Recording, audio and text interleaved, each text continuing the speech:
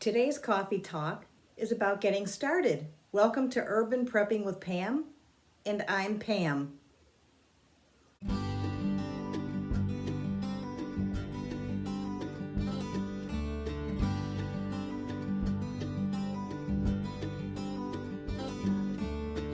I'm going to fill these jars with water for projects like this. So I didn't use tap water. But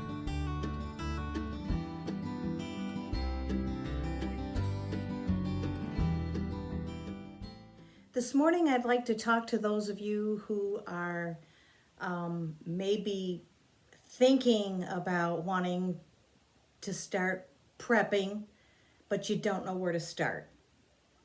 Maybe you think that maybe you'd like to start growing some food. You just don't know what to do, but know you should be doing something. And I can feel that because that's how I felt a long time ago, and have gotten to this point now. I've lived in my house for 13 years. And the very first year that we moved into this house, we built our first small little garden. It was just a one raised bed. And we didn't have a whole lot to grow in one raised bed, but we did pretty good with what we had. But every year it kept growing and growing. And the reason I wanted to have this coffee talk is because I've noticed something lately in my neighborhood. And I'm recording this while we're still in this COVID-19 shutdown. Now, where things are starting to open, and but a lot of stores are not. A lot of restaurants are only open to 25% capacity, and so there's still a lot of fear and a lot of worry. And there are still, when I go to the store, there are still things that are not available because I don't know if it's because transportation has been interrupted or if it's because production has been interrupted, maybe a combination of both. But what I have noticed driving through my neighborhood are brand new gardens. People that have never gardened before in 13 years.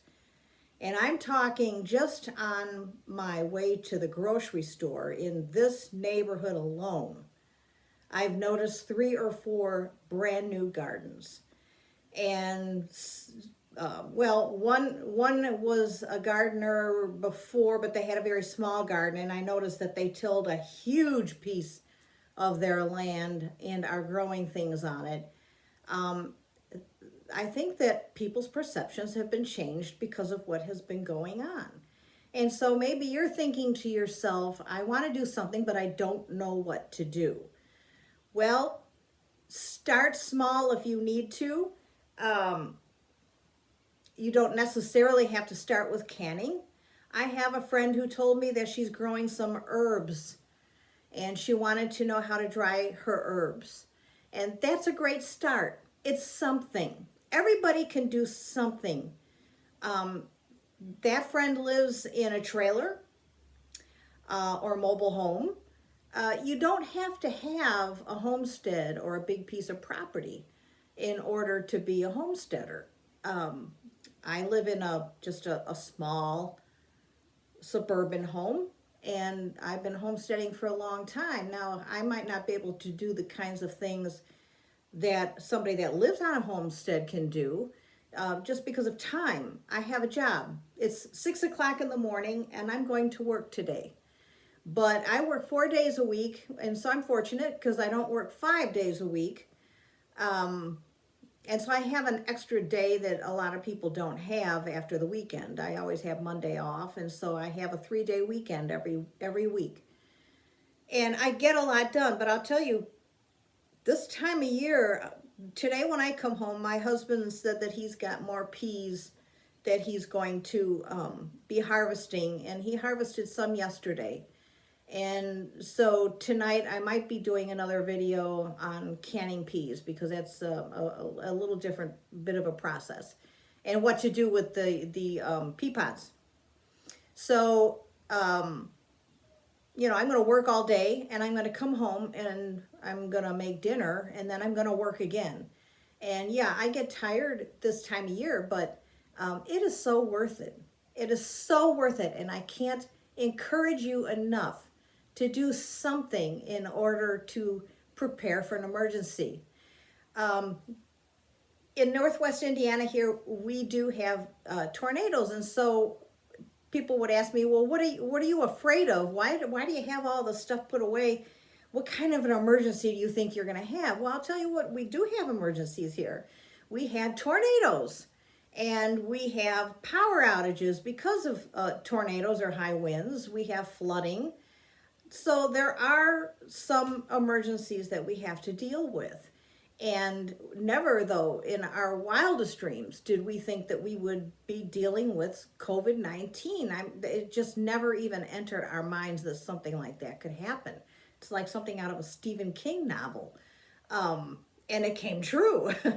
And so when that happened, we were looking pretty good, but I realized that we still didn't have enough meat put away for an emergency. And so, yeah, I worked very hard to get that corrected.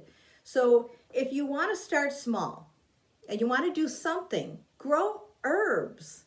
Herbs are expensive at the store. And when you grow your own, there's no need to spray them with any poisons. We do organic gardening. Nothing that we grow has got chemicals on it. And it's such a great feeling to know that what we're growing and what we are preparing for ourselves does not have all those chemicals on them. So where you can start are herbs. That's a perfect way to start. And now I have a dehydrator, and I've had a dehydrator for many years. In fact, those round dehydrators, I've burned out, I think, 3 of them. And finally, when the third one burned out several years back, I bit the bullet and I bought an Excalibur. That was a big investment for us. We don't have a lot of money. And so to shell out the money for an Excalibur was a big deal for us, but we knew that with all the drying that we do and with all the preserving, it was an investment. It really was an investment for us because now I have my own herb garden, and I'll take you out for, I'll do a video on that one day. But I grow my own herbs, and they're organic, and they're so easy to grow, and they are so easy to dry.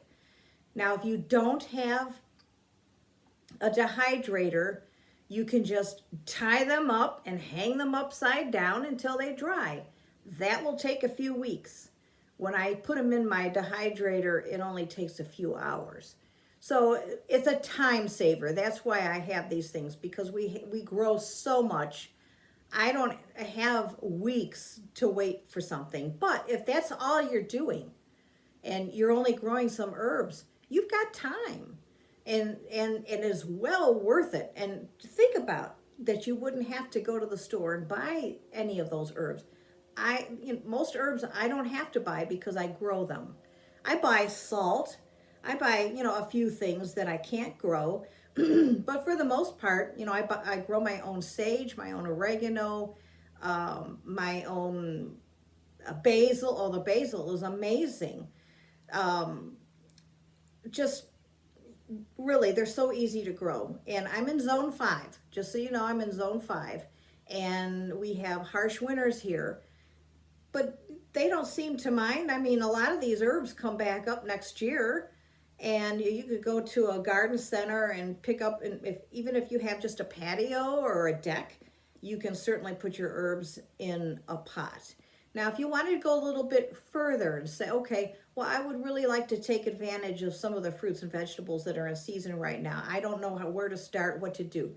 If you are a beginner, the best place to start is to preserve fruit, because different kinds of foods require different kinds of equipment.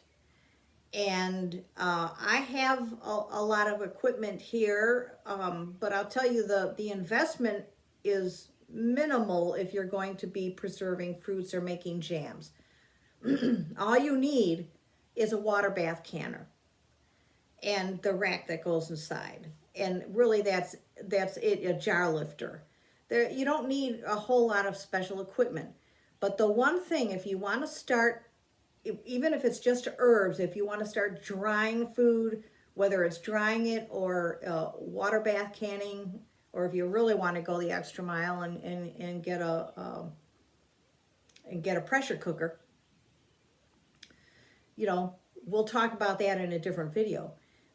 But you will need to make investments in the beginning in jars. Now, I have lots of jars. I have bought a lot of jars, but because people know about my food preservation, my kids have given me jars for gifts. I have friends that maybe their mother died and she had a lot of canning jars, and they'll call me up and say, hey, do you want the jars? Oh yeah, I'll take the jars. A lot of people have given me jars. There's a lady at work, every time she gets a mason jar filled with candy or something as a gift, she knows that I will use it. And so when it's empty, she brings it to me and puts it on my desk. And so and I appreciate it because, you know, jars, that's a big deal. So that's going to be your first investment, because if you're not already producing food or preserving food, people aren't going to just be calling you up and say, hey, I've got some jars, do you want some? You will have to make an investment. So get some jars, and get a water bath canner, and I'm going to do a video just on water bath canning. But this is just about get a start. Do something. Do something. Take advantage of the fruits and vegetables that are in season. I'm recording this in June of 2020. So in June, the big thing is strawberries. Go out and buy strawberries. You can get them really cheap right now, and they're delicious. So when they're at the peak of flavor and they're at the lowest price, start taking advantage. And I'm going to go ahead and wrap this up. I just wanted to have a little coffee talk with you before I get off to work. But I want to encourage you that if you've never done anything like this before, but you're wondering maybe you should be prepared for an emergency, maybe you should have some food saved, I encourage you to please do it. It's really the most satisfying thing that I do. And I know that you'll be satisfied knowing that you're taking care of yourself and your family, and that you are on your way to becoming prepared in case there is an emergency. So go out today. It's early in the morning. It's 6 o'clock. I hope you have a wonderful day. Go out and check out those strawberries because they are really wonderful right now. And have a great day.